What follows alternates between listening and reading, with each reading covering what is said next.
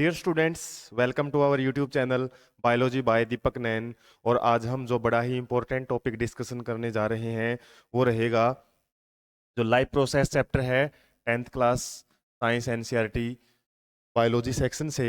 जो आपका रहेगा चैप्टर नंबर, यदि हम बात करें 5 न्यू एनसीईआरटी के बेस पे लाइफ प्रोसेस, और उसका आज हम पार्ट 6 डिस्कस करने जा रहे हैं। इससे पहले भी हमने इसके जो प्रीवियस 5 पार्ट डिस्कस किए हैं उसमें हमने इस चैप्टर के अलग अलग टॉपिक हैं जो बड़े इंपॉर्टेंट रहते हैं वो डिस्कस किए हैं। यदि थोड़ा सा आइडिया आपको दे दिया जाए प्रीवियस पार्ट्स के बारे में, जो फर्स्ट पार्ट था उसमें हमने न्यूट्रिशन के बारे में डिस्कस किया था, न्यूट्रिशन एंड इट्स टाइप।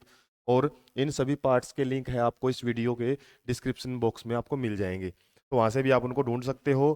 और सेकंड के अंदर हमने क्या डिस्कस किया था, फोटोसिंथेसिस। फोटोसिंथेसिस के बारे में डिस्कशन कर चुके हैं। उसके बाद डाइजेशन जो प्रोसेस है ह्यूमन के अंदर, डाइजेस्टिव सिस्टम बोल सकते हैं। उसके बाद रेस्पिरेटरी सिस्टम हमने डिस्कस किया है, रेस्पिरेटरी सिस्टम। और फिफ्थ पार्ट में हम कर चुके हैं सर्कुलेटरी सिस्टम, सर्कुलेटरी। और आज का जो हमारा पार्ट रहेगा वो पार्ट नंबर 6 है, जिसमें हम पढ़ेंगे ट्रांसपोर्टेशन इन प्लांट्स। और इसके अलावा एक लास्ट में छोटा सा टॉपिक दिया हुआ है एक्सक्रीशन से रिलेटेड भी। तो ट्रांसपोर्टेशन एंड एक्सक्रीशन हम एक साथ ही डिस्कस करेंगे प्लांट्स में कैसे होता है। तो स्टार्ट कर लेते हैं बिल्कुल बेसिक इंट्रोडक्शन से। ट्रांसपोर्टेशन जो वर्ड है, ट्रांसपोर्टेशन, इसमें ये लोकल इंग्लिश का वर्ड है। जैसे हम ट्रांसपोर्टेशन जो हमारे सिटीज़ में होते हैं जिससे हम एक जगह से दूसरी जगह ट्रेवल करते हैं, ऐसे ही एक होता है ट्रांसलोकेशन। ट्रांसलोकेशन, लोकेशन मीन्स स्थिति, ट्रांस मीन्स उसका एक जगह से दूसरी जगह जाना। तो क्या होते हैं ये दोनों, हम बोल सकते हैं movement of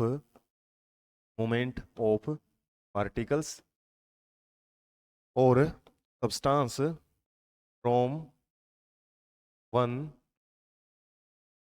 part two another part of a body. हम बात किसकी कर रहे हैं, लाइफ प्रोसेस में ऑर्गेनिजम्स की। तो उसमें क्या डिस्कस करते हैं कि एक पार्ट से दूसरे पार्ट में जो ट्रांसपोर्ट है किस तरीके से होता है, इसमें खासकर प्लांट्स के अंदर, प्लांट बॉडी भी हम डिस्कशन कर सकते हैं। लेकिन एनिमल्स में जब हमने ह्यूमन के अंदर डिस्कस किया था उसके लिए हमने सर्कुलेशन वर्ड यूज किया है। सर्कुलेशन, सर्कुलेशन की कंडीशन मैंने बताई थी क्या होती है। सर्कुलेशन वर्ड किससे आया है, सर्कल से, सर्कल से। इसमें क्या है, जो ब्लड है वो एक सर्कुलर पैटर्न में फ्लो करता है, जहां से शुरू होता है वहीं पे आके वो मिल जाता है, एक साइकिल में चलता है। लेकिन ट्रांसपोर्टेशन या ट्रांसलोकेशन की कोई ऐसा फिक्स नहीं है कि जहां से शुरू हुआ वहीं पे वो किसी एक पार्ट से दूसरे पार्ट के बीच में नॉर्मली ट्रांसपोर्ट कर सकता है। जरूरी नहीं कि जिस जगह से चला था वहीं पे आ जाए। जैसे फूड है, फूड हमारा लीव्स में सिंथेसिस होता है और किसी भी पार्ट के अंदर वो जाके स्टोर हो सकता है। इसके अलावा वाटर है, वाटर की बात करें वो रूट से कहाँ पे जाता है, रूट्स पे जाता है। तो इस तरीके से एक यूनिक डायरेक्शन इनकी हो सकती है, इसलिए हम ट्रांसपोर्टेशन, ट्रांसलोकेशन वर्ड यूज करते हैं, ना कि सर्कुलेशन। सर्कुलेशन हम ह्यूमन के अंदर यूज करते हैं। ह्यूमन का जो ट्रांसपोर्टेशन होता है ना डिफरेंट मटेरियल्स का, वो किसके द्वारा होता है, सर्कुलेशन या सर्कुलेटरी सिस्टम के द्वारा। तो यदि प्लांट में हम बात करें, प्लांट के पास क्या है, कोई नो स्पेशलाइज्ड सर्कुलेटरी सिस्टम, इनके पास कोई प्रकार का स्पेशलाइज, जैसे हमने ह्यूमन के अंदर डिस्कस किया था प्रीवियस पार्ट जब हम डिस्कस कर रहे थे, उसमें देखा था कि ह्यूमन का जो सर्कुलेटरी सिस्टम है उसमें हार्ट है, इसके अलावा ब्लड वेसल्स हैं, ब्लड है, डिफरेंट कंपोनेंट थे। तो वहाँ पे हम बोल सकते थे एक प्रकार का ऑर्गन सिस्टम था, ऑर्गन सिस्टम। लेकिन यहाँ पे क्या है, ऐसा कोई ऑर्गन सिस्टम नहीं होता। प्लांट में हम पढ़ते हैं, प्लांट में मेनली क्या होते हैं, टिश्यू सिस्टम ही होते हैं। टिश्यू ही एंड में अल्टीमेट काम करते हैं, कोई ऑर्गन या ऑर्गन सिस्टम प्लांट के अंदर नहीं मिलता। जैसे टिश्यू सिस्टम में बात करें, कौन कौन से टिश्यू सिस्टम होते हैं प्लांट में, एक होता है ग्राउंड टिश्यू सिस्टम, एक होता है एपिडर्मल टिश्यू सिस्टम, एपिडर्मल, और एक होता है वेस्कुलर टिश्यू सिस्टम। यहाँ पे लिख देता हूं मैं, जो ट्रांसपोर्टेशन में इंपॉर्टेंट रोल प्ले करता है, जिसके बारे में हमने पढ़ना है, vascular tissue system. Tissue system, vascular means एक प्रकार से मूवमेंट से रिलेटेड रहता है वेस्कुलर। जैसे हमारे अंदर जो ब्लड है और लिम्फ हम पढ़ते हैं ना, वो भी वेस्कुलर सिस्टम ही होते हैं जो मूवमेंट करते हैं एक जगह से दूसरी जगह, चीज़ों के वाहन में मदद करते हैं, ट्रांसपोर्टेशन में मदद करते हैं। तो इस तरीके से बात हम किसकी कर रहे हैं, वेस्कुलर टिश्यू सिस्टम। थोड़ा सा आइडिया आपको दे देते हैं। इसमें क्या होते हैं आपके, मेनली प्लांट के अंदर जो वेस्कुलर टिश्यू सिस्टम है, इसको हम वेस्कुलर बंडल भी बोल देते हैं, वेस्कुलर बंडल। और इसके बारे में डिटेल आप 11th क्लास में पढ़ते हो। वेस्कुलर बंडल की काफ़ी सारी फॉर्म्स मिलती हैं, और लेकिन हमने पढ़ना है इसके मेनली दो कंपोनेंट, जो क्या क्या रहेंगे, जाइलम एंड फिलोएम। और जाइलम और फिलोएम क्या है, ये वेस्कुलर बंडल का ही भाग होते हैं और ट्रांसपोर्टेशन में मदद करते हैं। जाइलम किसका ट्रांसपोर्ट करता है, वाटर एंड मिनरल्स का, वाटर एंड मिनरल ट्रांसपोर्टेशन में मदद करता है जाइलम। जबकि फिलोएम किसके ट्रांसपोर्टेशन में मदद करेगा, ये करता है फूड के ट्रांसपोर्ट में, food and other organic substance. और फूड मेनली क्या होता है प्लांट में, मेनली जो फोटोसिंथेसिस से बनता है, और उसको हम क्या बोलते हैं, फोटो सिंथेटिस, सिंथेटिस, फोटोसिंथेटिस बोलते हैं। फोटोसिंथेटिस, फोटोसिंथेसिस से जो भी सब्सटेंस बनते हैं उनका क्या करता है, ये ट्रांसपोर्टेशन करता है फिलोएम। तो हमने 9th क्लास में भी इन दोनों के बारे में पढ़ा था। किसके भाग होते हैं ये, कॉम्प्लेक्स परमानेंट टिश्यू के भाग होते हैं। प्लांट में दो टाइप के टिश्यू पढ़ते हैं, मेरिस्टेमेटिक टिश्यू, परमानेंट टिश्यू। और परमानेंट में भी दो पढ़े जाते हैं, एक क्या होता है कॉम्प्लेक्स और एक होता है सिंपल।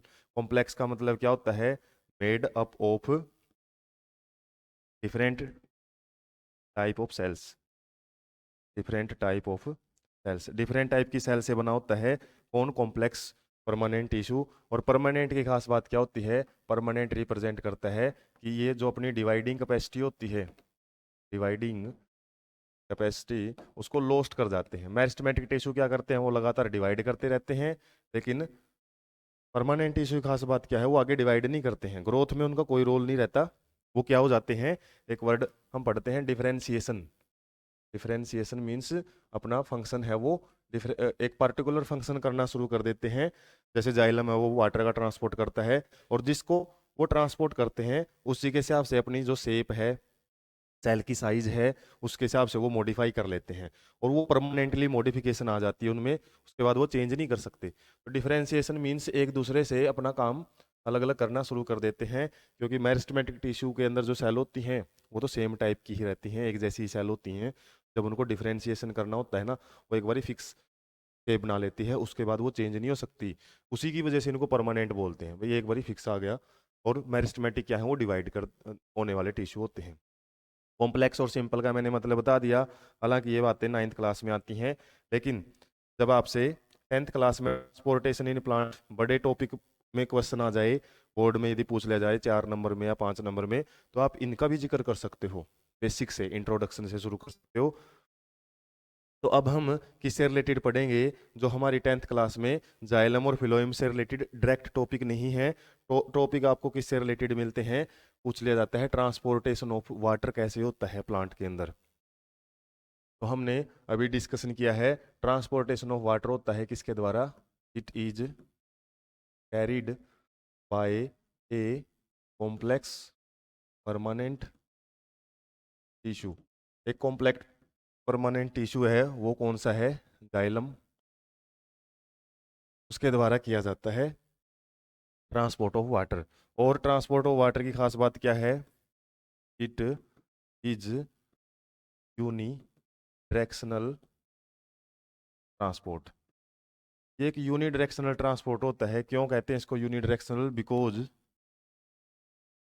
इट टेक्स प्लेस, जो ट्रांसपोर्टेशन है वो कहाँ से कहाँ होता है, from roots to shoot system. Shoot system, shoot system क्या होता है, सूट के अंदर हमारी जो लीव्स हैं, ब्रांचेज हैं, स्टेम हैं, वो सारी स्ट्रक्चर्स आ जाती हैं। इसको हम क्या बोल सकते हैं, इसके अलावा अबो ग्राउंड पार्ट भी बोलते हैं। अबो ग्राउंड, ग्राउंड से ऊपर वाला पार्ट रहता है, और जबकि ये पार्ट कौन सा रहता है, ये बिलो ग्राउंड रहता है, रूट से बिलो ग्राउंड। तो जो रूट्स हैं वो वाटर का एब्जॉर्प्शन करती हैं, उसके बाद क्या किया जाता है, उसको सूट सिस्टम तक पहुंचाया जाता है। इसलिए ये यूनिडायरेक्शनल है। कभी भी वाटर का ट्रांसपोर्ट आपसे पूछा जाए वो फिक्स है, यूनिडायरेक्शनल ऑप्शन टाइप में पूछ लिया जाएगा। एक ही डायरेक्शन में होता है, रूट से सूट की तरफ, ऊपर से नीचे कभी वाटर नहीं आता है। उसके बाद यदि हम बात करें इसके स्टेप्स की या फिर मैकेनिज्म्स की, वो अलग मैकेनिज्म डिटेल में दी हुई है बुक में, वो भी हम समझेंगे। लेकिन स्टेप्स में क्या रहता है, जो रूट्स हैं, roots absorb water through root hairs.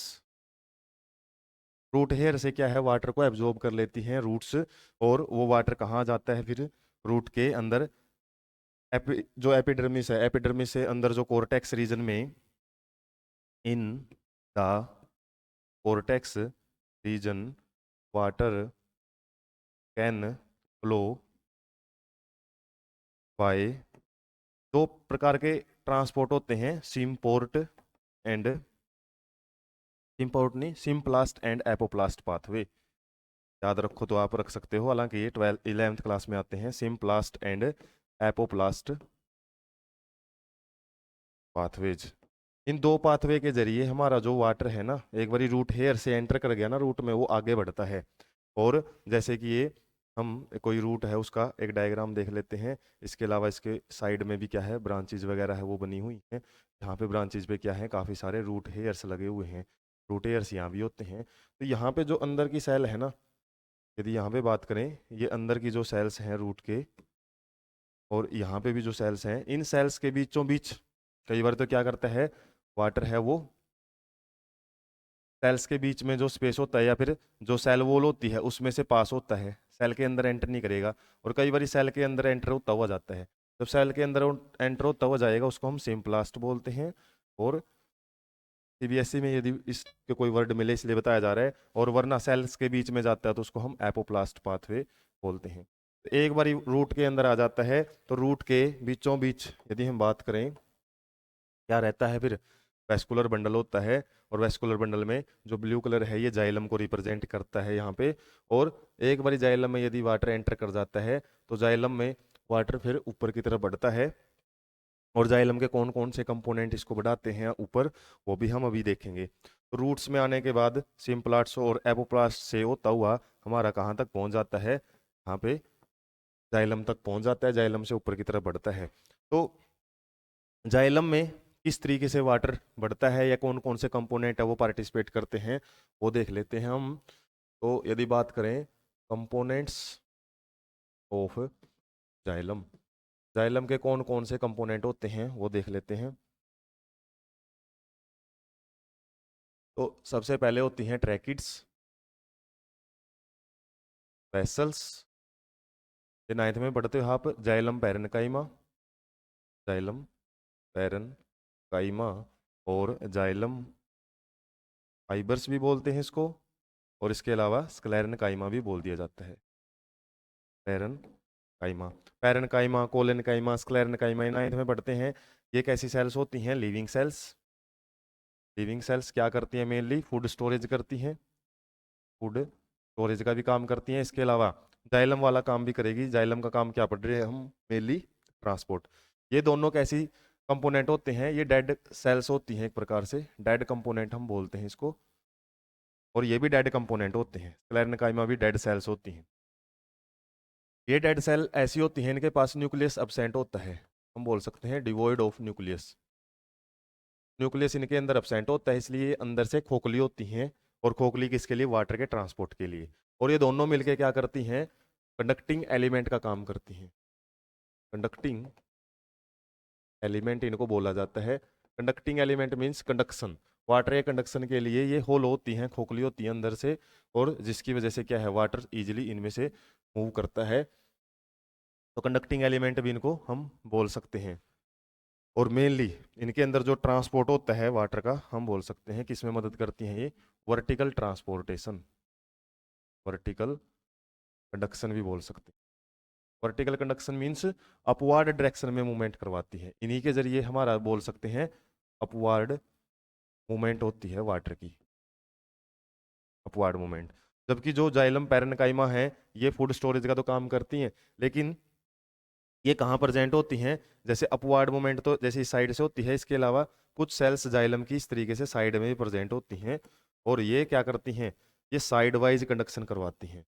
क्या करेंगी? जो साइड में कंडक्शन है ना, उसको करवाती हैं। ये बोला जाता है इसको रेडियल कंडक्शन। रेडियल कंडक्शन भी करवाती हैं। रेडियल को हम हॉरिजॉन्टल भी बोल सकते हैं। हॉरिजॉन्टल कंडक्शन है, साइड में जो वाटर का ट्रांसपोर्ट है वो करवाती है, जबकि vertical conduction mainly conducting element है जो ट्रैकिड्स एंड वेसल्स, इनसे करवाया जाता है। और इसके काम बता दिए। हालांकि इसका काम क्या रहता है? ये थोड़े से स्ट्रेंथ होते हैं, इनके अंदर मजबूती होती है, जिसकी वजह से ये मैकेनिकल स्ट्रेंथ प्रोवाइड करती है। मैकेनिकल स्ट्रेंथ मतलब स्टेम को मजबूती देती है, ताकि हमारे जो जाइलम है वो स्ट्रेट रहे, ट्यूब वो मुड़े ना। क्योंकि जैसे ट्यूब मुड़ जाए तो वाटर उसमें से मूव नहीं करता। हमारी जो ट्यूब, हम प्लास्टिक ट्यूब यूज करते हैं, लेकिन इनको स्ट्रेट रखना किसकी जिम्मेवारी रहती है? इसमें जाइलम ट्रैकिड और वेसल्स को, जाइलम फाइबर्स है वो मैकेनिकल सपोर्ट प्रोवाइड करते हैं। सपोर्ट भी आप बोल सकते हो। इस तरीके के ये डिफरेंट कंपोनेंट्स हैं। मेन दो कंपोनेंट आपको याद रखने हैं जो कंडक्शन ऑफ वाटर करवाते हैं। अब ये कंडक्शन ऑफ वाटर होता कैसे है? उसके लिए होते हैं दो मैकेनिज्म, जिसमें क्या किया जाता है? वाटर को अपवर्ड डायरेक्शन में पुश किया जाता है। इसके लिए कुछ तो फिजिकल प्रॉपर्टीज काम करती हैं। Physical properties of water. और फिजिकल प्रॉपर्टीज में यदि हम बिल्कुल मोलिकुलर प्रॉपर्टीज की बात करें, मोलिकुलर प्रॉपर्टीज, इसमें क्या होता है? तीन टाइप की प्रॉपर्टी होती हैं। एक होता है एडहेसन, एडहेसन, एक होता है कोहेसन, और एक होता है टेंशन। सरफेस टेंशन भी बोल देते हैं, सरफेस टेंशन। एडहेसन का मतलब होता है attractive force between different particles. Attractive force between water molecule, water molecule and xylem components. Xylem components, xylem components के साथ जो एक अट्रैक्टिव फोर्स, वाटर की एक खास बात होती है, किसी भी मॉलिक्यूल या किसी भी सब्सटेंस के साथ ये चिपक जाता है, तो ये एक प्रकार का एडहेशन फोर्स होता है। और कोहेसन क्या होता है? को मीन सेम, जब वाटर वाटर के मॉलिक्यूल्स आपस में अटैच रहते हैं। वाटर एंड, या फिर हम बोल सकते हैं किस किस के बीच में होता है? Between, between different water molecule. अब वाटर की बात कर रहे हैं इसलिए, या फिर सेम मॉलिक्यूल्स के बीच में जब फोर्स ऑफ अट्रैक्शन होता है उसको कोहेसन बोलते हैं। जैसे वाटर की खास बात क्या होती है? वाटर का एक मॉलिक्यूल दूसरे के साथ चिपका हुआ होता है, एक मॉलिक्यूल आगे की तरफ बढ़ता है तो ये दूसरे मॉलिक्यूल भी पीछे पीछे की तरफ बढ़ते हैं। और एक क्या होता है? जैसे हम किसी भी चीज को वाटर के अंदर डुबोते हैं तो वाटर उसके ऊपर इजिली चिपक जाता है, वो क्या होता है? उसका एडहेसन फोर्स होता है। फेस टेंशन क्या होती है? इसमें क्या है? एक सरफेस पे, लिक्विड की सरफेस पे एक प्रेशर सा बना रहता है। जो लिक्विड की सरफेस है स्पेशल, जैसे वाटर की जो सरफेस है, वाटर सरफेस, हालांकि केमिस्ट्री में और फिजिक्स में ज़्यादा पढ़ते हैं इसको। वाटर की सरफेस है, उसके ऊपर एक तनाव सा रहता है, टेंशन सी रहती है, डिफरेंट टाइप के molecules, molecular force of attraction की वजह से। जैसे वाटर है, एक हमने बीकर के अंदर ले रखा है, तो इसकी सरफेस पे एक तनाव सा रहता है। वो तनाव किस वजह से? जैसे मान लो कोई वाटर का मॉलिक्यूल बीच में है, तो उस पर तो क्या है? जो फोर्स है, ये कोहेसन फोर्स, वो इक्वल लग रहे हैं हर डायरेक्शन में। लेकिन कोई वाटर का मॉलिक्यूल यहाँ है तो नीचे की तरफ फोर्स है वो ज़्यादा लग रहा है, जबकि ऊपर की तरफ फोर्स कम है। इसकी वजह से थोड़ा सा मॉलिक्यूल है ना वो मोमेंट में रहता है, एक टेंशन में, या फिर उसकी हम बोल सकते हैं अनस्टेबिलिटी रहती है, थोड़ी बहुत स्टेबल नहीं है वो, अनस्टेबिलिटी ही रहती है, मूवमेंट वगैरह वो करता रहता है। तो ये तीन प्रकार के। और सरफेस टेंशन को हम किससे समझते हैं? कैपिलरिटी से। कैपिलरी एक ट्यूब होती है, कैपिलरी ट्यूब बिल्कुल पतली ट्यूब होती है, जैसे पेन की रिफिल है ना, उससे भी पतली होती है। और उसकी खास बात क्या है? जब आप बायोलॉजी या फिर केमिस्ट्री लैब में जाते हो, उस कैपिलरी ट्यूब को जैसे ही आप पानी की सरफेस पे भी रखोगे ना, वाटर उसके अंदर अपर डायरेक्शन में चढ़ जाता है इस ट्यूब के अंदर, क्योंकि बाहर जो एटमॉस्फेरिक प्रेशर है वो उसके ऊपर लगा रहता है, और इस टेंशन की वजह से वाटर इसके अंदर अपवर्ड डायरेक्शन में चढ़ जाता है। कैपिलरिटी नहीं समझ में आता तो यदि हम जैसे कपड़े को या फिर किसी पेज को पानी की सरफेस पर रखते हैं तो गिल्ला होना शुरू हो जाता है, और वो जैसे जैसे वो वेटनेस है ना ऊपर की तरफ बढ़ती रहती है, गिल्लापन ऊपर की तरफ चढ़ता रहता है, वो भी कैपिलरिटी की वजह से। तो हमारी जो जाइलम वगैरह होती है ना, इनको जब हम स्टडी कर माइक्रोस्कोप तो ये बिल्कुल पतली पतली क्या होती हैं, ट्यूब सी होती हैं। और जैसे ही वाटर यहाँ पे रहता है ना, तो इसमें से अपने आप भी चढ़ जाता है, क्योंकि ट्रांसपोर्टेशन में यहाँ पे कोई हर्ट नहीं है। हालांकि सर्कुलेशन में तो हर्ट एक इंपॉर्टेंट रोल प्ले करता है, यहाँ पे ऐसा कोई कॉन्सेप्ट नहीं लगता। इसलिए ये कुछ फिजिकल प्रॉपर्टीज हैं वो काम करती हैं। इसके अलावा कुछ हमारी केमिकल प्रॉपर्टीज या फिर कुछ मॉलिक्यूलर लेवल पे हमने प्रॉपर्टीज देखी हैं। इसके अलावा कुछ बड़े लेवल पे दो मैकेनिज्म होते हैं ट्रांसपोर्टेशन ऑफ वाटर में, जो कौन कौन से हैं। एक तो होता है रूट प्रेशर, और एक होता है transpiration pull. Transpiration pull, transpiration जैसे हम पढ़ते हैं ट्रांसपायरेशन पुल। ये दो जो आपसे प्रोसेसेस है वो 10th में दी भी हुई हैं और पूछी भी जा सकती हैं। इन्हीं के बारे में हम डिस्कस करेंगे। ट्रांसपायरेशन पुल और ट्रांसपिरेशन पुल, दोनों वर्डों को अलग अलग समझो। तो क्या होता है, ट्रांसपिरेशन मीन्स हम प्रोसेस पढ़ते हैं, एक प्रोसेस बाय विच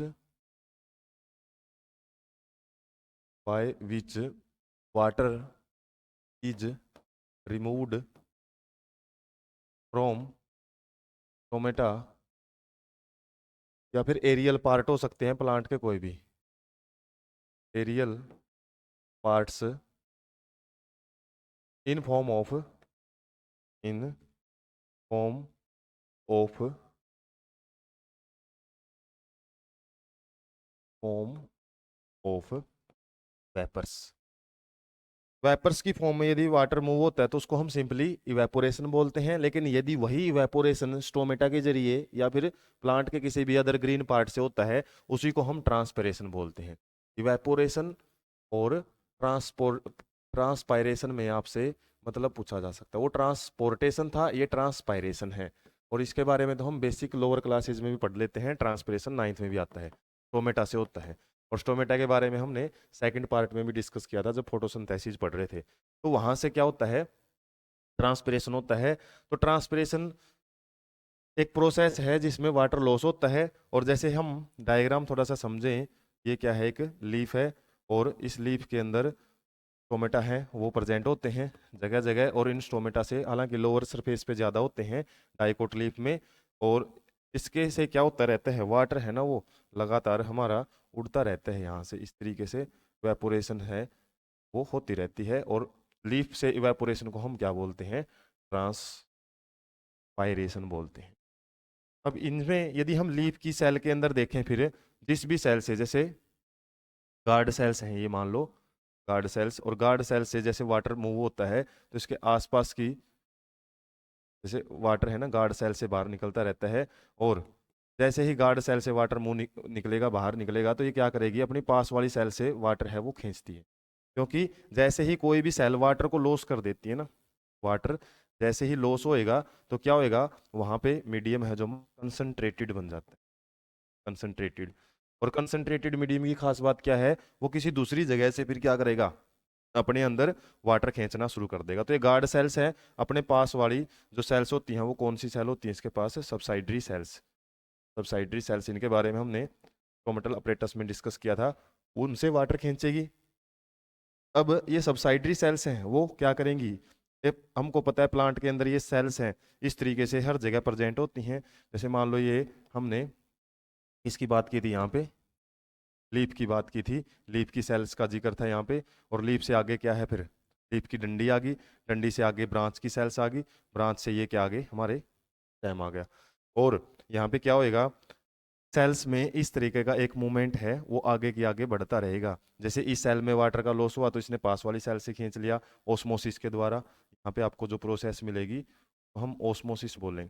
ओस्मोसिस से वाटर है ना मूव करता रहता है पास की सेल से, और जैसे एक सेल से खत्म हुआ वो अगले वाली सेल से वाटर ऐसे खींचती रहती है, एक प्रकार का खिंचाव बनता है। पुल का मतलब क्या होता है, एक प्रकार का फोर्स, खींचना। पुल का मतलब होता है एक प्रकार का फोर्स ही होता है पुल।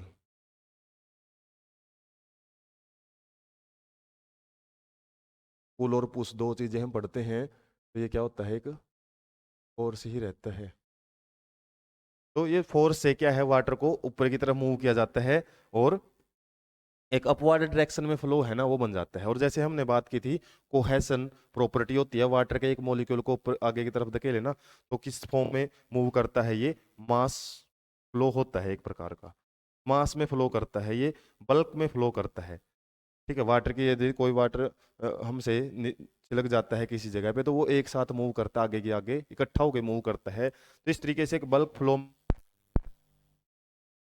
है वो देखा जाता है। रिवर चलती है तो पूरा एक फ्लो मास में चलता है वाटर आगे की तरफ। तो यहाँ पे एक मास फ्लो बन जाता है इसकी वजह से, ड्यू टू ट्रांसपायरेशन। और इसी को हम क्या बोलते हैं, ट्रांसपिरेशन पुल बोलते हैं। ट्रांसपिरेशन पुल क्या है, वाटर जब मास में फ्लो करता है कहाँ से कहाँ, वो गार्ड सेल से शुरू होती है उसको बाहर निकलने की, और इससे क्या होएगा, सेल टू सेल वो आगे की तरफ मूव करता जाएगा मास में। इस तरीके से ट्रांसपिरेशन पुल है वो क्रिएट हो जाता है, और ये पुल ही वाटर को नीचे से खींचना शुरू करता है। और ट्रांसपिरेशन की यदि हम बात करें, जितना वाटर प्लांट एब्जॉर्ब करता है उसका 99% वाटर है ना वो ट्रांसपिरेशन के रूप में उड़ा देता है वो। 1% वाटर है जो उसी को किसके रूप में यूज करेगा, उसी को वो फोटोसिंथेसिस में यूज करता है। पढ़ा था ना हमने फोटोसिंथेसिस में CO2 और H2O, वो केवल 1% होता है, जबकि मैक्सिमम वाटर है वो ऐसे एज इट इज ट्रांसपिरेशन के लिए यूज करता है। और ट्रांसपिरेशन बोलेंगे भाई इतना क्या जरूरी है इसकी, पहली बात तो वाटर का फ्लो बनाए रखने के लिए बड़ा जरूरी है। इसके अलावा ट्रांसपिरेशन से प्लांट है वो टेम्परेचर कंट्रोल कर लेता है अपना। इसके अलावा ये ट्रांसपिरेशन की वजह से ही स्टोमेटा क्या रहते हैं, ओपन। सबसे बड़ा रीजन यही है, स्टोमेटा को ओपन रखता है। और स्टोमेटा ओपन रहेंगे तो जाहिर सी बात है गैसियस एक्सचेंज होएगा, गैसियस एक्सचेंज। और इस गैसियस एक्सचेंज की वजह से प्लांट क्या करता है, CO2 और O2 का एक्सचेंज करके CO2 लेता है और क्या करता है, O2 छोड़ता है दिन के टाइम, रात के टाइम रेस्पिरेशन करता है। तो ये प्रोसेस, तो एक प्रकार से सांस लेने का जो काम है ना वो वाटर पे डिपेंड करता है। वाटर जब तक रहेगा, हमने सेकंड पार्ट में भी डिस्कस किया था, फोटोसिंथेसिस के टाइम हमारे जो गार्ड सेल्स डेवलप रहेंगी और ओपन रहेंगे स्टोमेटा। वाटर यदि आप प्लांट को नहीं दोगे तो स्टोमेटा बंद हो जाएंगे और गैसियस एक्सचेंज रुक जाएगा, फोटोसिंथेसिस है वो स्टॉप हो सकती है, रेस्पिरेशन भी स्टॉप हो सकती है। तो यहाँ पे हम समझ सकते हैं जो ट्रांसपिरेशन पुल है उसमें वाटर बहुत ज़्यादा उड़ाने का मकसद प्लांट का यही है कि उसको गैसियस एक्सचेंज भी करना है, केवल वाटर नहीं उड़ाना है, गैसियस एक्सचेंज भी करना है। और दूसरा एक पुल बना के रखना है ताकि वाटर को लगातार ऊपर की तरफ खींचा जा सके। ये सर्कुलेशन में मदद करता है। कोई ऐसा कोई पंप तो है नहीं है इसके पास जो नीचे लगाए और वाटर को ऊपर पहुंचाए, तो मेनली ट्रांसपिरेशन पुल एक इंपॉर्टेंट फैक्टर काम करता है। उसके बाद जो दूसरा था रूट प्रेशर, रूट प्रेशर ये भी एक प्रॉपर्टी रहती है बड़े लेवल पे, जो क्या करती है, जैसे हमने बात किया था, मान लो ये हमारी सोइल है और सोइल के ऊपर स्टेम है और स्टेम से नीचे क्या है, काफ़ी सारी यहाँ पे जड़ें हैं वो निकली हुई हैं प्लांट की, जैसे काफ़ी एरिया में फैली हुई हैं। तो क्या होएगा, जैसे ही इसके ऊपर क्या प्रेजेंट होते हैं, रूट हेयर्स, तो यहाँ पे रूट हेयर्स प्रेजेंट हैं और रूट हेयर्स से क्या करता है, वाटर लगातार एंटर करता रहता है किसमें, यदि हम बात करें प्लांट के अंदर। इस तरीके से वाटर है वो एंटर करेगा, और वाटर जैसे ही एंटर करेगा इसके अंदर एक क्या होएगा, यहाँ पे प्रेशर डेवलप हो जाता है। और वो प्रेशर से क्या है हमारा, यदि वाटर की बात करें, वाटर है वो ऊपर की तरफ उठना शुरू हो जाता है। वाटर है वो ऊपर की तरफ उठता रहेगा यहाँ से प्रेशर की वजह से, इस तरीके से। और प्रेशर से क्या है, एक प्रकार से वाटर है थोड़ा सा ऊपर जरूर उठता है। तो ट्रांसप्रेस ये रूट प्रेशर क्या है, एक प्रकार का pressure of water created by या generated by continuous continuous absorption of water by roots. Roots लगातार पानी को एब्जॉर्ब करती रहती हैं जिससे एक प्रेशर डेवलप हो जाता है। और इस प्रेशर को समझने के लिए यदि हम किसी प्लांट को क्या करें, जड़ के पास से काटें और सुबह के टाइम मॉर्निंग के टाइम काट के उसके अंदर एक्टिविटी देखें, तो उसके स्टेम वाले जो रीजन है ना उस पर वाटर की ड्रॉपलेट इकट्ठी होनी शुरू हो जाती है। तो एक प्रकार का प्रेशर से वो वाटर ऊपर की तरफ उठता है। लेकिन यदि आपसे पूछें मेन रोल किसका है, मेन होता है ट्रांसपिरेशन पुल का। ट्रांसपिरेशन पुल सबसे इंपॉर्टेंट रोल प्ले करता है वाटर को अपर डायरेक्शन में पहुंचाने के लिए। ये 100 मीटर तक प्लांट का जो वाटर है, जड़ों से ऊपर तक खींचता है। और रूट प्रेशर है वो थोड़ा सा क्या है, एक रेगुलर फ्लो बनाए रखने में मदद करता है, रेगुलर फ्लो। जैसे हमारे घरों में जो पंप होती है मोटर की, पानी चढ़ाते हैं हम, जब उसमें पानी ही नहीं होगा, मान लो हवा भर जाती है, तो वो पानी उठाना बंद कर देता है। इसलिए पानी को पंप में बनाए रखने का काम, जैसे उसके अंदर तो वैक्यूम क्रिएट हो जाता है और मोटर चलती है तो वो पहुंचा देती है। लेकिन यहाँ पे हवा भरने से बचाने के लिए रूट क्या करती है, वो लगातार पानी को इतना तो देती रहती है। उसके बाद क्या है, फिर ऊपर से ट्रांसपिरेशन उसको खींचता रहता है। और इसमें हमारी बुक के अंदर एक डायग्राम भी दिया हुआ है एनसीईआरटी में। यदि हम बात करें किस टाइप का है वो, जैसे मान लो ये स्टेम है और यहाँ पे ऑयल है, और यहाँ से क्या है, रूट्स वगैरह हैं वो निकली हुई हैं प्लांट की, और यहाँ पे क्या है, फिर जो ब्रांचेस वगैरह हैं वो प्लांट की काफ़ी सारी फैली हुई है। तो क्या है, यहाँ पे देखने को मिलेगा आपको वाटर का लगातार वेपोरेशन होता रहता है। इसमें से वाटर है ना, वो लगातार उड़ता रहता है ट्रांसपिरेशन के जरिए। एरो के निशान से एक डायग्राम दिखाया हुआ है, उड़ता रहता है, और इससे एक पुल बन जाता है, और पुल क्या करता है, वाटर को स्टेम से ऊपर की तरफ खींचता है। और इसी की वजह से जो हमारी रूट्स हैं वो भी साथ साथ में प्रेशर जनरेट करती हैं। तो ये नीचे के एरो के निशान आपके रिप्रेजेंट कर रहे हैं रूट प्रेशर को, रूट प्रेशर। ऊपर वाले जो एरो के निशान हैं जैसे यहाँ पे निकले हुए हैं, ये क्या करते हैं, ट्रांसपिरेशन को, ट्रांसपिरेशन। और ये बीच में जो पोर्शन है ये ट्रांसपिरेशन पुल है, ट्रांसपिरेशन। इस तरीके से आप समझ सकते हो ट्रांसपिरेशन पुल का कितने इंपॉर्टेंट रोल होता है ट्रांसपोर्ट ऑफ वाटर में। तो यही बड़ा एक इंटरेस्टिंग टॉपिक है, समझने वाला टॉपिक है, ट्रांसपिरेशन पुल किस तरीके से काम करता है, या फिर मेनली वाटर का ट्रांसपोर्ट किस तरीके से होता है। उसके बाद हम पढ़ लेते हैं ट्रांसपोर्ट ऑफ फूड। और ट्रांसपोर्ट ऑफ फूड किसके द्वारा होता है, हम बोल सकते हैं इसको जाइलम के द्वारा, ये सॉरी फिलोएम के द्वारा बोल सकते हैं। Carried by a complex permanent tissue, और उस टिश्यू का नाम क्या है, फिलोएम। और इस फिलोएम की खास बात क्या होती है, इसके भी डिफरेंट कंपोनेंट्स होते हैं। यदि इसके कंपोनेंट्स की बात करें, कौन कौन से कंपोनेंट्स हैं, सबसे पहला है इसका कीव एलिमेंट्स। इसके अलावा इसके और कंपोनेंट्स रहते हैं, कंपेनियन सेल। के बाद हमारे आ जाते हैं फिलोएम पैरेनकाइमा और फिलोएम फाइबर्स। फाइबर्स को हम क्या लिख सकते हैं, स्क्लेरेनकाइमा भी बोल सकते हैं, स्क्लेरेनकाइमा। और इन दोनों की तो खास बात वही है जैसे हमने जाइलम के अंदर पढ़ी थी, ये क्या करती है, फूड स्टोर करती है, फूड स्टोरेज का भी काम करेगी, और साथ में रेडियल कंडक्शन ऑफ फूड भी करवाएगी, आसपास की जगह पे फूड का ट्रांसपोर्ट करवाती है। जबकि ये क्या करती है, मेनली मैकेनिकल सपोर्ट प्रोवाइड करती है, मैकेनिकल सपोर्ट है ये कंपोनेंट प्रोवाइड करेगा। मेन जो कंपोनेंट होता है कंडक्टिंग एलिमेंट, यदि हम बात करें फूड का, वो होता है सीव एलिमेंट्स। और सीव एलिमेंट के कई बार आपको दो कंपोनेंट्स आगे भी पढ़ने को मिल जाते हैं। वो कौन कौन से हैं, एक तो रहता है सीव ट्यूब्स, और एक होती है सीव सेल्स। दोनों को मिला के सीव एलिमेंट बोलते हैं। इसलिए कई बार आपको 4 कंपोनेंट मिलते हैं, कई बार इनको अलग अलग कर देता है तो 5 कंपोनेंट्स होते हैं। और इनके पास क्या है, न्यूक्लियस एब्सेंट होता है, न्यूक्लियस एब्सेंट है।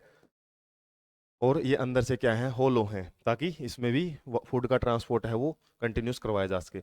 और इनके अंदर जितनी भी एक्टिविटी है ना, न्यूक्लियर एक्टिविटी, उसको कंट्रोल करता है कंपेनियन सेल का न्यूक्लियस। इसका जो न्यूक्लियस है ना, तो जितनी भी न्यूक्लियर एक्टिविटी है, क्योंकि हमको पता है न्यूक्लियस एक एक्टिविटी या फिर कंट्रोल सेंटर होता है सेल में, वो सीव सेल्स की जितनी भी एक्टिविटी है वो कंपेनियन सेल का न्यूक्लियस ही देखता है। इसलिए इसका नाम कंपेनियन सेल पड़ा हुआ है। ये साथी या फिर सहायक काम करती है सीव एलिमेंट्स का। तो ये 4 हमको या फिर 5 कंपोनेंट्स है वो याद रखने होते हैं। और मेनली इसमें क्या याद रखना है, यहाँ पे भी आपको एक मास फ्लो हाइपोथेसिस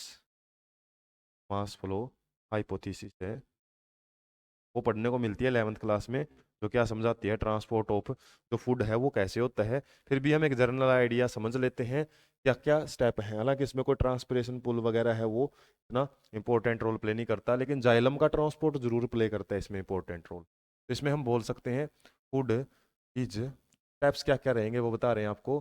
सिंथेसाइज्ड इन लीफ, फूड है सबसे पहले लीफ में सिंथेसाइज होएगा, उसके बाद उसको डिफरेंट पार्ट में भेजा जाएगा। तो लीफ के अंदर सिंथेसाइज किसके द्वारा होता है? By photosynthesis. फोटोसिंथेसिस के द्वारा उसको बना लिया जाता है। उसके बाद क्या किया जाएगा?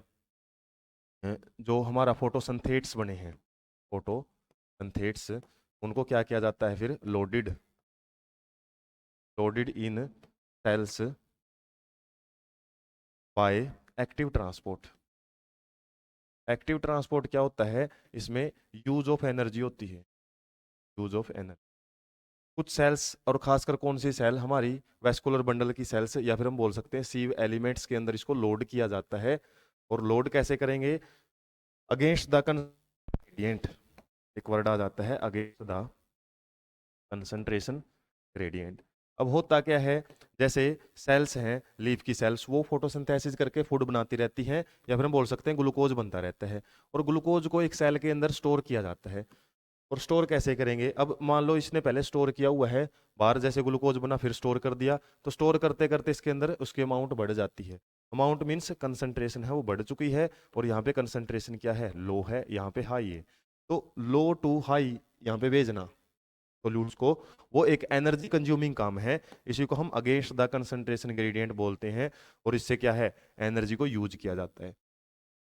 और एक बार यदि हमने लोडिंग कर दी है यहाँ पे, उसके बाद क्या किया जाएगा? फिर फिलोएम है जो, phloem transport this this loaded food, loaded glucose या फिर स्टार्च भी बोल सकते हैं, ग्लूकोज और स्टार्च, मेनली स्टार्च की फॉर्म में स्टोर किया जाता है फूड, तो स्टार्च ज़्यादा आता है। स्टार्च को क्या करता है? To different different plant parts, अलग अलग प्लांट पार्ट्स में वो उसको पहुंचा देता है। और किसके द्वारा? मास फ्लो हाइपोथेसिस के द्वारा। और इसमें जैसे हम पढ़ते हैं जहां जहां पे हमारा फिलोएम होता है ना, उसके पास में ही जाइलम के कंपोनेंट्स या जाइलम की ट्यूब्स होती हैं। तो यहाँ पे जैसे कंसंट्रेशन ज़्यादा हो गई ना, तो वाटर क्या करता है? यहाँ पे मूव कर जाता है। यदि हम बात करें, जैसे ये बात किसकी की थी मैंने, बीच वाला जो कंपोनेंट है ये फिलोएम है, फिलोएम है। और जैसे ही फिलोएम के अंदर, सेल के अंदर स्टार्च आगे बढ़ता है, तो पास वाली सेल से क्या है? पास वाली, इसके पास जाइलम है, जाइलम इसके सराउंडिंग में रहती हैं। तो जाइलम से क्या होता है? वाटर है ना जो, वो इसमें आएगा, फिलोएम में एंटर कर जाता है, इसकी वजह से। और उसी वाटर एक लो कंसंट्रेटेड मीडियम से कहाँ जाता है? हाई कंसंट्रेटेड मीडियम की तरफ। हाई कंसंट्रेटेड मीडियम कहाँ है? फिलोएम में। और वो क्या करेगा? जाइलम से एंटर करेगा, और एक प्रेशर बिल्डअप हो जाता है यहाँ पे। और ये प्रेशर भी क्या करता है फिर? फूड को आगे की तरफ पहुंचाता है डिफरेंट पार्ट्स के अंदर। तो यहाँ पे हम बोल सकते हैं जाइलम ट्रांसपोर्ट का भी रोल रहता है। जाइलम ट्रांसपोर्ट भी अपना इंपॉर्टेंट रोल प्ले करता है फूड के ट्रांसपोर्ट में, इसको क्रिएट करने के लिए, एक प्रेशर बिल्डअप करने के लिए। जैसे वहां पे तो हमने वाटर का ट्रांसपोर्ट तो देख लिया था, ट्रांसपिरेशन पुल की वजह से आगे बढ़ रहा था, लेकिन यहाँ पे फूड के लिए एक फिलोएम के अंदर भी तो प्रेशर बिल्डअप करना पड़ेगा ना, क्योंकि प्रेशर बिल्डअप होएगा तभी कोई भी चीज़ एक जगह से दूसरी जगह मूव करती है। जैसे हमारे बॉडी के अंदर हार्ट है, वो प्रेशर बिल्डअप करता है, उसी से ब्लड है वो आगे बढ़ता है। ऐसे ही एक प्रेशर बिल्डअप का काम किसका रहता है? यहाँ पे जाइलम है उसका, वाटर है, जैसे ही फिलोएम के अंदर एंटर करेगा, किसकी वजह से? ऑस्मोसिस की वजह से फूड है वो आगे की तरफ बढ़ता है। एक जो बात आपने यहाँ पे एक्स्ट्रा याद रखनी है, इसके अंदर फिलोएम ट्रांसपोर्ट के अंदर, फिलोएम ट्रांसपोर्ट के अंदर एक एक्स्ट्रा बात रहेगी, यहाँ पे ये जो ट्रांसपोर्ट है ये बाई डायरेक्शनल होता है। बाई डायरेक्शन है वो ट्रांसपोर्ट आपका देखा जा सकता है। तो वो कैसे? बाई डायरेक्शनल कैसे? जैसे लीफ में हमने देखा है, लीफ में फूड सिंथेसिस होती है और वो किसी भी पार्ट के अंदर स्टोर कर लिया जाता है, या फिर बोल सकते हैं स्टोरेज ऑर्गन है या स्टोरेज पार्ट है। लेकिन ये लीफ है, हर टाइम तो फोटोसिंथेसिस नहीं करते हैं, या फिर कुछ टाइम ऐसा होता है जब लीफ फॉल हो जाता है, लीफ फॉल होता है, और लीफ फॉल होने के बाद क्या है? न्यू लीव्स बनते हैं। न्यू लीव्स का जब फॉर्मेशन होता है, तो इन लीव्स को फोटोसिंथेसिस करने से पहले फूड की जरूरत पड़ती है। तो जो हमारे स्टोरेज पार्ट है ना, वो लीव्स की तरफ वापस क्या करते हैं? फूड को ट्रांसपोर्ट कर सकते हैं। ये फिलोएम फूड को कहने का मतलब क्या है, स्टोरेज पार्ट तक भी लेके जा सकता है और स्टोरेज पार्ट से वापस लीव्स की तरफ भी लेके आ सकता है जब इनकी सिंथेसिस होती है, या फिर लीफ के अंदर फोटोसिंथेसिस नहीं हो पाती किसी कारण की वजह से, तो ये स्टोरेज भाग से फूड को वापस डायरेक्शन में ट्रांसपोर्ट भी किया जाता है। तो इसलिए इसको बाई डायरेक्शनल ट्रांसपोर्ट बोलते हैं, बाई डायरेक्शनल ट्रांसपोर्ट। और बाई डायरेक्शनल ट्रांसपोर्ट की वजह से ये हमारा जो फूड है वो इजीली हर डायरेक्शन में ट्रांसपोर्ट किया जा सकता है। ज़्यादातर तो डायरेक्शन कोई भी हो सकते हैं, लेकिन हम यूनि डायरेक्शनल ट्रांसपोर्ट पढ़ते हैं जाइलम में, और फिलोएम में बाई डायरेक्शनल ट्रांसपोर्ट है वो देखा जाता है। तो इस तरीके से फूड का आपको मेनली याद रखना है, बनता का कहाँ है, फिलोएम का कौन सा एलिमेंट है उसको कंडक्शन करवाता है, जाइलम ट्रांसपोर्ट का क्या रोल है। इसके अलावा ऑर्गेनिक एसिड्स वगैरह होते हैं, जो ऑर्गेनिक सब्सटेंस है, उनको भी हमारा जो फिलोएम है वो ट्रांसपोर्ट करता है एक जगह से दूसरी जगह। जो मिनरल्स वगैरह हैं वो वाटर के साथ ट्रांसपोर्ट होकर ही आगे बढ़ते हैं। मिनरल्स ट्रांसपोर्ट का काम क्या होता है, जाइलम के अंदर जो वाटर है जिसे वो घुल के आगे बढ़ते हैं। इस तरीके से जो ट्रांसपोर्टेशन है वो प्लांट में देखा जाता है। फूड का कम ही जिक्र है, ज़्यादातर वाटर का ट्रांसपोर्ट हम ज़्यादा पढ़ते हैं। उसके बाद एक टॉपिक है जो बुक के लास्ट में दिया हुआ है, एक्सक्रीशन इन प्लांट्स। प्लांट में भी ऐसा कोई स्पेशल एक्सक्रीटरी ऑर्गन नहीं होता, no need of specialised excretory, कोई इनके पास एक्सक्रीटरी सिस्टम की जरूरत नहीं होती। तो कौन कौन से वेज होते हैं, वेज बाय विच, क्वेश्चन ऐसे ही पूछा जाता है आपसे, a plant get rid of its wastage, इनके वेस्टेज से कैसे वो छुटकारा पाता है। पहला तो क्या है, वेस्टेज दिन के time, O2 is a excretory waste during day time. Day time जब फोटोसिंथेसिस होती है, ब्रैकेट में लिख सकते हो आप, फोटोसिंथेसिस के टाइम जो O2 है वो उनके लिए, प्लांट के लिए एक प्रकार का वेस्ट होता है, जबकि while CO2 is excretory waste waste during night. Night के टाइम क्या होता है, रेस्पिरेशन होती है ना प्लांट में, इसके लिए वो CO2 एक्सक्रीटरी वेस्ट का काम करता है, और इनको किससे रिमूव करता है, and these wastage waste gases gases are removed, किसके द्वारा रिमूव की जाती हैं, are removed by stomata. Stomata ही क्या करता है, इन गैसेज को रिमूव करता है। इसके अलावा जो एक्स्ट्रा वाटर होता है, बोल सकते हैं हम रिमूवल ऑफ एक्सेस वाटर, यदि वाटर ज़्यादा है वो भी एक प्रकार का वेस्ट ही है, जैसे हमारी किडनी है एक्सेस वाटर को भी रिमूव करती है।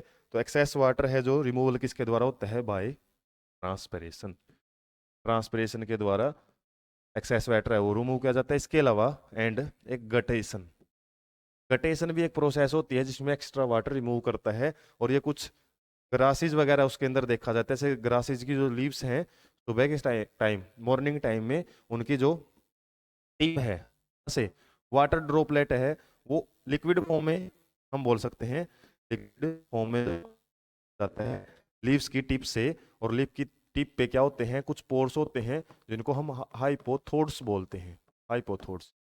और इन हाइपोथोड से वाटर है ना वो किस फॉर्म में निकलता है, ड्रॉपलेट्स की फॉर्म में, लिक्विड फॉर्म में। तो लिक्विड फॉर्म में रिमूवल को बोलते हैं गटेशन, वेपर फॉर्म में रिमूवल को बोलते हैं ट्रांसपिरेशन।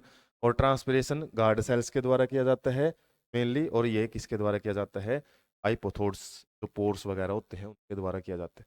एक्सेस वाटर के भी रिमूव के प्लांट के पास दो तरीके हैं। इसके अलावा और क्या होता है, कई बार क्या होता है, some excretory wastes are stored in certain parts of stems, कुछ पार्ट्स में वो स्टोर किए जाते हैं। जैसे जो हर्ट वुड होता है, हर्ट वुड प्लांट में जाइलम से, जाइलम के कंपोनेंट से बनता है हर्ट वुड, उसके अंदर स्टोर करके रख दिए जाते हैं। जैसे जो गम्स वगैरह होते हैं, गम्स, रेजिन, टैनिन, कुछ ऐसे सब्सटेंस हैं वो स्टोर किए हुए रहते हैं, जिससे क्या मिलता है, प्लांट को मैकेनिकल स्ट्रेंथ मिलती है, मैकेनिकल सपोर्ट प्रोवाइड करते हैं ये मटेरियल्स अंदर पड़े पड़े, और कई बार कट लग जाता है प्लांट में तो ये रिमूव करवा दिए जाते हैं, आल्सो रिमूव्ड। हम लिख सकते हैं ये जो मटेरियल्स हैं also removed from plants eight injury spot. जब प्लांट में कोई कहीं पे इंजरी वगैरह होती है उससे भी ये बाहर निकलते रहते हैं। हालांकि कुछ सेल सैप भी होता है, लेकिन वहां से हम देखते हैं प्लांट के किसी ब्रांच से गम वगैरह है, रेजिन वगैरह है, गोंद टाइप में वो निकलता रहता है, वो एक एक्सक्रीटरी वेस्ट ही होता है उनका। हालांकि इनको सेकेंडरी मेटाबोलाइट्स भी बोलते हैं, क्योंकि ये प्लांट्स में एक बाई प्रोडक्ट बनते हैं, लेकिन हमारे लिए काफ़ी बेनिफिशियल भी हो सकते हैं। गोंद वगैरह है उनका काफ़ी हम यूज़ भी कर सकते हैं। इसके अलावा एक्सक्रीटरी वेस्ट को कहाँ भी स्टोर कर सकते हैं, excretory wastes are also stored in old leaves. जो लीव्स पुरानी हो जाती हैं उनके अंदर स्टोर करके रख लिया जाता है। एंड व्हेन लीफ फॉल अकर, जब लीफ फॉल होता है उस केस में क्या मिलता है आपको, leaf fall occur these wastage, या वेस्ट्स आर आल्सो रिमूव्ड। ये वेस्ट भी क्या हो जाते हैं, वो रिमूव कर दिए जाते हैं नॉर्मली। तो एक तरीका ये भी है। उसके अलावा प्लांट क्या करता है, time to time plant also excrete its waste through roots, through roots in the surrounding soil. Surrounding soils जो इसके आसपास की मिट्टी होती है उसके अंदर भी ये टाइम टू टाइम क्या करता रहता है, वेस्टेज है उसको छोड़ता रहता है, बोल सकते हैं टाइम टू टाइम। जब भी इसको ज़रूरत पड़ती है वेस्ट वगैरह है वो रूट्स के माध्यम से निकालता रहता है। तो ये जो भी हमने तरीके देखे हैं, हालांकि 2 मार्क्स में आपसे पूछा जाता है। जैसे फर्स्ट तरीका ये था, दूसरा रिमूवल ऑफ वाटर देखा हमने, तीसरा क्या देखा है, कुछ जो वेस्ट है वो स्टेम में इकट्ठे होते रहते हैं हर्टवुड में, इसके अलावा पत्तों के जरिए भी वो वेस्ट रिमूव कर सकता है।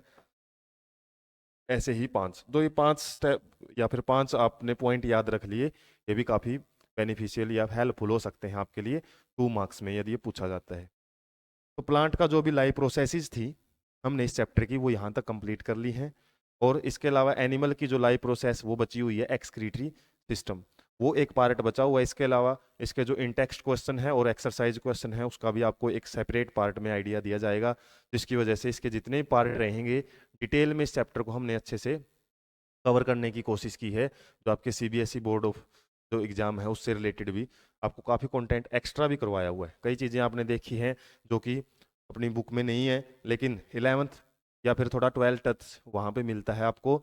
और सीबीएसई में ऐसे थोड़े बहुते वर्ड आपको जो कन्फ्यूजिंग ना लगे, इसलिए उन वर्डों से आपकी जस्ट पहचान करवाई हुई है, वरना आप बुक से ही जुड़े रहें, एनसीईआरटी बुक से, वहीं से आपको क्वेश्चन ज़्यादातर पूछे जाते हैं। तो आज के सेशन के लिए वीडियो जरूर लेंथी है, लेकिन काफ़ी कॉन्सेप्चुअल चीज़ें आपको डिस्कस की हुई हैं। ये आपको बायोलॉजी जो 11th बायोलॉजी है वहाँ पे भी काम आएंगी, वहाँ के लिए एक फाउंडेशन का काम भी करेंगी। इसी तरीके के इंटरेस्टिंग सेशन के लिए आप चैनल के साथ जुड़े रहें, चैनल को सब्सक्राइब रखें, और वीडियो यदि आपको काफ़ी इन्फॉर्मेटिव लगी है तो ज़्यादा से ज़्यादा दोस्तों के साथ शेयर करें। Thank you so much.